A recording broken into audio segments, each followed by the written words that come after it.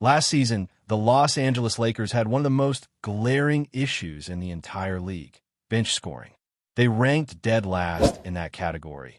And when you look at how deep and competitive the Western Conference is, that's the kind of weakness that can kill your playoff hopes, no matter how talented your starting five might be. Ideally, you want guys like Rui Hachimura and Austin Reeves coming off the bench, leading that second unit and giving the Lakers some offensive punch when the starters take a breather. That's the version of the Lakers that feels the most balanced. A squad that can sustain pressure for all 48 minutes. But in the real world, that's probably not happening. Austin Reeves, in particular, is most likely going to stay in the starting lineup. Still, if you could stagger things just right, imagine what that could look like. Luka Doncic and LeBron James running the starting unit, Marcus Smart and Jared Vanderbilt locking things down on defense, and then a bench featuring Rui, Jake LaRavia, and maybe even Nick Smith Jr. that kind of set up could finally solve a problem the Lakers haven't been able to crack, finding consistent, reliable production from the second unit. Luka, as we all know, likes to start hot. He's one of those players who wants to feel the game in those first 5 minutes, get in rhythm, and take control early. We've seen games where Luka drops 20 or even 25 in the first quarter alone, but the Lakers are only up by 5 or 7 points. Why? Because the defense wasn't doing enough to widen the gap. That's where inserting a guy like Marcus Smart or Vanderbilt into the starting group makes a ton of sense. Not only do you allow Luka to go to work on offense, but you're also establishing a tough, disruptive defensive tone early on. On the nights when Luka isn't cooking right away, at least you have that defensive presence to keep the game within reach. And honestly, it's much easier to inject offense later in the game than to suddenly fix a defensive issue once you're already trailing by double digits. So, if your defense can keep it close, you can gradually insert scores throughout the game. And that's where a solid bench becomes so important. Now, let's talk about Rui Hachimura. Based on recent reports and some tea leaves we've all been trying to read, it looks like Rui might actually be headed back to the bench this season. And while that could be a positive thing on paper, there's a real concern that needs to be addressed: his mentality. Rui's the kind of player who, when he's not starting, can mentally check out of games. We've seen it before. The Lakers can't afford that. They need him locked in, engaged, and ready to lead that second unit offensively.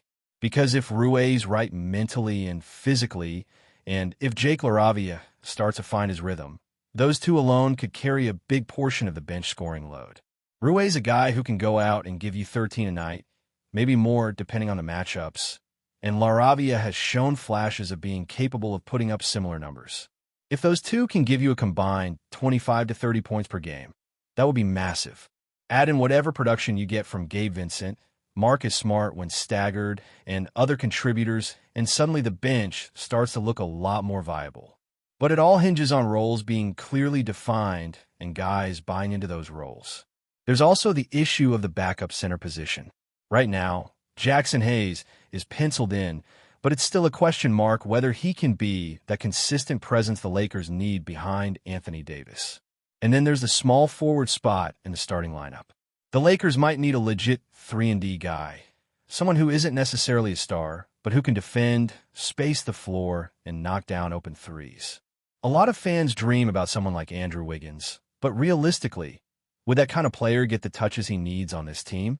Wiggins thrives when he's a second or third option, creating his own shots, taking defenders off the dribble. That kind of usage just isn't going to be there consistently alongside LeBron and Luka. That's why a guy like Matisse Thybulle or Haywood Highsmith might make more sense. Someone who's comfortable being a low-usage player, spotting up in the corners, and just doing the dirty work on defense. You don't need another guy demanding the ball. You need someone who complements your stars. Maybe Marcus Smart can fill that role. Maybe Jake LaRavia steps up and becomes that versatile wing who can guard multiple positions and knock down open shots. But if he ends up in the starting lineup, then it puts more pressure on the bench once again, especially Rui. Is Rui ready to be the number one offensive option off the bench every single night? And if not, do the Lakers need to go out and find someone who can be? This is where a Malik Monk-type player would be perfect, a dynamic scorer who can heat up quickly and create his own shot. And the Lakers might just have a wild card in Nick Smith Jr. They signed him to a two-way deal, And while he's not going to step in and immediately become the savior off the bench, there's a lot to like about his potential. Last season, he averaged just under 10 points per game, but the context matters. Charlotte was a mess. Injuries piled up, and Smith Jr. was often forced to create everything himself. That's not his ideal role, but he still managed to flash some real scoring instincts. Go back to his rookie year. He shot over 43% from deep, albeit on low volume. Last season, that number dipped as his attempts went up, but there's reason to believe he can find a sweet spot somewhere in the middle. If he can become a guy who shoots around 37 or 38% from 3-on-4 to 5 attempts per game and gives you 12 to 15 points off the bench, that could change everything. You wouldn't even need to make a big trade for bench scoring. You might already have the answer sitting in-house. Now, of course, the Lakers would still need to clear a roster spot to elevate him, and that likely happens after a mid-season trade. Maybe they package 2 or 3 guys in a deal for an upgrade on the wing or at center, and that opens the door for Smith Jr. to step in. And if Rue ends up being part of that trade package, which no one really wants but might happen, then the need for Smith Jr.'s scoring goes through the roof. He's not the kind of guy you expect to lead a second unit, but alongside players like LaRavia, Gabe Vincent, and maybe even Dalton Knecht, it could be enough. Dalton Knecht is another wild card here. A guy who could come in, average 15 a night, shoot close to 40% from 3, and suddenly be a real asset off the bench. But his future with the team feels murky. If he plays well, the Lakers might see that as an opportunity to boost his trade value. He could very well be the guy that gets moved to sweeten a deal for a bigger piece. And if that happens, then again, Nick Smith Jr. might be the one who steps up. But imagine if everyone stays.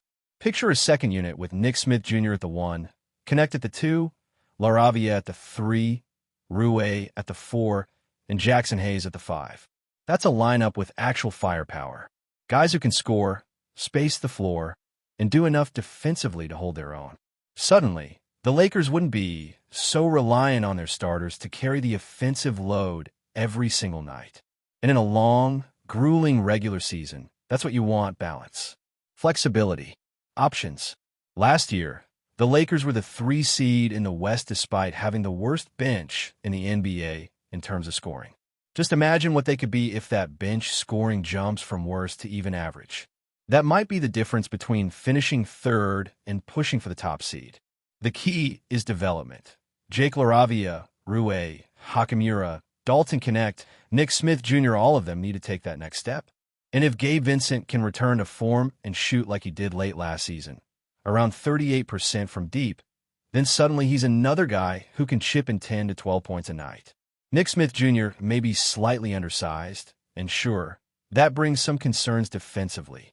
But he's athletic, has good length, and, at the very least, could be a pest on defense. If he can average 10 points per game off the bench, and the Lakers get that same kind of production from LaRavia, Rue, and maybe 1 or 2 others, this team might quietly build one of the more dangerous bench units in the league. And that could be the missing piece that puts them over the top. When we talk about the Lakers being top-heavy, it's not an exaggeration. It's the reality of their roster construction right now. Luka Doncic and LeBron James are going to carry the offense most nights. And when you have 2 players with that level of basketball IQ and scoring ability, you obviously lean into it. But the downside is that when those guys aren't firing on all cylinders, or if one of them has to sit out a game for rest or minor injuries, the offense can dry up fast. That's why this bench unit, as undefined as it still is, matters more than people realize. Having a more balanced attack where the second unit can maintain or even extend leads while the stars rest is how championship teams are built. Let's go deeper on Nick Smith Jr. for a second. He's young, yes, but he has the tools to grow into a legitimate scoring option. The Lakers don't need him to become an all-star or a 20 points per game guy. What they need is someone who can come in, run a few pick-and-roll sets, knock down open threes, and keep the defense honest. He doesn't have to be perfect, just productive. And the beauty of a player like Nick is that he doesn't need the ball in his hands constantly to make an impact. Slot him next to a playmaker like LeBron or Luka, and suddenly the game opens up for him. Open shots, driving lanes, easy opportunities. That's all it takes for a young scorer to build confidence and find rhythm in the NBA. And it's not just Nick Smith Jr., the same principle applies to Jake LaRavia. We saw flashes last season where he looked confident, decisive, and efficient. The challenge for LaRavia is consistency. If he can find a way to be a dependable rotational piece, someone who hits open shots, defends well enough not to be a liability, and rebounds his position, that would go a long way in fixing the Lakers' depth problem. The coaching staff doesn't need him to be spectacular. They just need him to do the simple things well and contribute every night. Then there's Rui. When Rui Hachimura is aggressive, locked in, and assertive, he looks like a borderline all-star. He's got one of the best mid-range games in the league, and he's capable of scoring in isolation, hitting tough shots, and bullying mismatches in the post. But he doesn't always bring that edge. Sometimes he floats through games. Sometimes he disappears for entire stretches. If he's going to be the sixth man, he needs to embrace that role the same way someone like Jamal Crawford or Lou Williams did. Not as a demotion, but as an opportunity to be the focal point of the offense in those second units. Rui should be going at second-string defenders, punishing smaller wings, and getting to his spots early in the shot clock. If he commits to that, he could easily average 15 points off the bench and change the dynamic of the Lakers completely. Dalton Knecht adds another layer of intrigue. He's got the skill set to be a flamethrower, the kind of microwave scorer who can swing the momentum of a game in just a few possessions. But the real question is how long he'll be in LA. If the Lakers find themselves in a position to make a mid-season trade for a high-level starter, especially a wing or backup center, Knecht might be the guy they dangle as the sweetener. He's young, he's talented, and if he's producing early in the season, his trade value could spike. And that's the dilemma the Lakers always face: development versus contention. Do you hold onto your young talent and hope they blossom, or do you use them to chase a title in the present? Because if the right deal comes along, maybe for a true 3-and-D forward who can start and defend the league's elite wings, or for a more stable presence behind Anthony Davis, the Lakers might pull the trigger. And if that happens, guys like Nick Smith Jr. or even Bronny James might get more of a runway than expected. That's the upside of having younger talent stashed. You're not just relying on veterans, you've got a pipeline of potential impact players waiting for their opportunity. Gabe Vincent is another player who could quietly swing the fortunes of the bench. Injuries limited him last year, but when he's healthy and hitting shots, he could be a very solid contributor. If he gets back to form and gives the Lakers a reliable 10 to 12 points per night with solid perimeter defense, that adds another layer of stability to the rotation. Same goes for Marcus Smart. His ability to guard multiple positions, hit timely threes, and bring that playoff experience is something the Lakers absolutely need. Whether he starts or comes off the bench, Smart's leadership and defensive tenacity will be key. Before we continue, we ask that you leave a like and subscribe to the channel so you won't miss any exclusive Lakers updates. Moving on, whispers are swirling through Los Angeles, and the noise is growing louder by the hour. Myles Turner has arrived in purple and gold, and the buzz around the Lakers practice facility is nothing short of electric. For years, Turner has been described as one of the league's most underappreciated rim protectors, a big man whose timing, mobility, and defensive instincts can change the entire identity of a team.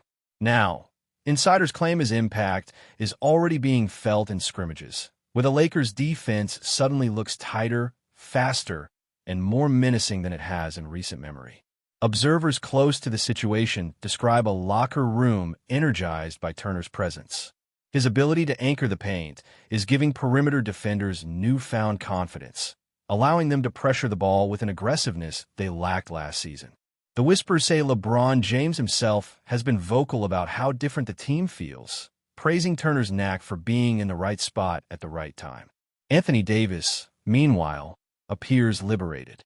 Instead of carrying the full burden of rim protection, Davis has been sliding back into his natural versatility, roaming the floor, disrupting passing lanes, and taking more offensive risks. The pairing of Davis and Turner, some suggest, could be the defensive wall the Lakers have been searching for. Skeptics, of course, wonder if this is just early season optimism. The Lakers have had their share of short-lived experiments, and nothing in Los Angeles stays quiet for long. Yet the mood around the team suggests this might be different. Turner isn't just blocking shots. He's changing possessions, forcing shooters to hesitate, rerouting drives, and altering schemes before opponents even take the floor. Rumor has it that during one scrimmage, a rival guard muttered, "It's like there's nowhere to go," a sentiment that's now echoing beyond practice walls. For now, it's still whispers, still speculation. But if the early reports hold true, the Lakers may have stumbled upon the missing piece to transform their defense from inconsistent to elite. Turner's arrival could be more than a transaction. It could be a quiet revolution, one that reshapes the balance of power in the West. Stay informed exclusively about Los Angeles Lakers news. Subscribe to our channel and hit the like button to keep receiving daily updates.